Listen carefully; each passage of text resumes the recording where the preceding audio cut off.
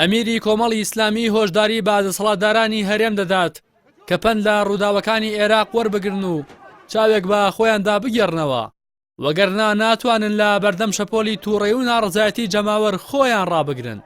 مامۆستا عەلی باپیر لە میانی وتارێکدا کە پێشکەشی ڕۆژنامەنووسان و ڕاگەیاندنکارانی کەناڵی ئاسمانی پەیامی کرد لەسەر بارودۆخی سیاسی هەرێمی کوردستان وتی ئیتر دەبێت قڕی و پڕی کەمینەیەک و هەژاری و نەداری زۆرینەیەک کۆتایی پێبێت.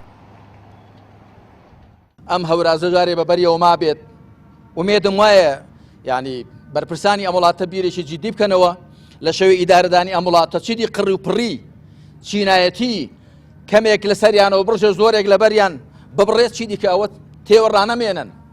ئەوەی کە ئێستا لە پارێزگاکانی خواروو و نێوەڕاستی عراق دەگوزارێت تەقینەوەی بورکانی خەڵکی تووڕە و بێزار و خەڵکی هەستکەرە بە مەینەتی و بەشخراوی و مەزڵومی دەبێ وریابین. وەکو من لە کۆبنەوەی تایبەتیشدا لە کۆبنەوەی سەرۆکاتی هەرێم باسم کرد، گوتم با ئێستا ئێمە ئاگر بڕی خۆمان بکەین وا مەزانن کە ئێستا خەڵک بێدەنگە، خەڵک ڕازیە، تێبینی زۆرە، ڕەخنە زۆرە، گلەی زۆرە، با بەر لەوەی خەڵک بێتە سەرجادە، بەر لەوەی خەڵک یەخەمان پێ بگرێ خۆمان بەدەمیانەوە بچین. ئیناڵ نابێت دڵسۆزی خەڵک و وڵات بین، با بەدەمیان چین گرفتەکان چارەسەرکەین. باچی دیکە دەوڵەمەندی ناشەرعی دروست نەبێ بە پارەی حرام، باچی دی حزب و حیزب نەبنە ملیاردێر لەسەر حیسابی وڵاتێک کە ژێرخانی ئابوورینیە، گەنجەکان کار و کەسابەت نییە بیکەن، دانامەزرێن ئاسۆیکی ڕوو لە بەردەمی خۆیاندا نابینن.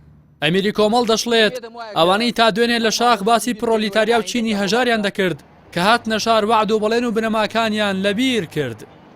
بەداخەوە دەڵێم کە ئێمە کاتێک بوو لەو شاخوچیانە هەموو پێکەوە بووین کە هاتینەوە ئێرە لەوێ باسی چینی پرۆلیتار و باسی ئازادی و ڕزگاری و باسی یەکسانی دەکرا.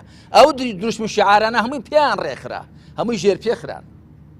ئێستا ئەو وڵاتەی کە لە چیا خەڵکێک خەونی پێوە دەبینی کە ئێمە لە دەستی بەعز ئەم وڵاتەی خۆمان دەربێنین و دادگەری تێدا بچەسپێنین، ئازادی و یەکسانی و خێر و بێری وڵات بۆ هەموو کەس بێ، هەموو کەس لێ بەهرەمەند بێت، چونکە خوا ڕزقی هەمومانی خستۆتە ئەم وڵاتەوە. بەڵام ئەوەی کە لە بەعزمان بەڕەخنە دەگرت ناڵێم لە هەموو شتێکدا، بەڵام لە هەندێک شتێ بەتایبەت لە ڕووی ژیان و گوزەران و لە ڕووی چینایەتی و قڕی و پڕی زۆر پێش بەعز کەوتینەوە. مامۆستا عەلی باپیر لە قسەکانیدا ئاماژەی بەوە کرد ڕۆژ بە ڕۆژ بەها بەرزەکان لە مامەڵەکردن کەم دەکات. ئەمە شەگەر بێت و چارەسەر نەکرێت و بیرێکی لێ نەکرێتەوە، ئەوە چارەنووسێکی خراپ چاوەڕێمان دەکات. داواشی کرد ئەوانی کە خۆیان با دڵسۆز ناو دەبن تەنها بە ناو دڵسۆز نەبن و بەکردار دڵسۆزیان بسەلمێن و هەڵەکانی ڕابردویان ڕاست بکەنەوە و فریای بارودۆخی شێواوی خەڵک بکەون و خۆیان بە پاشا و خەڵکی دیکەش بە حەدەم و خەشام سیر نەکەن. ڕاستی حەمامین کەناڵی ئاسمانی پەیام سلێمانی.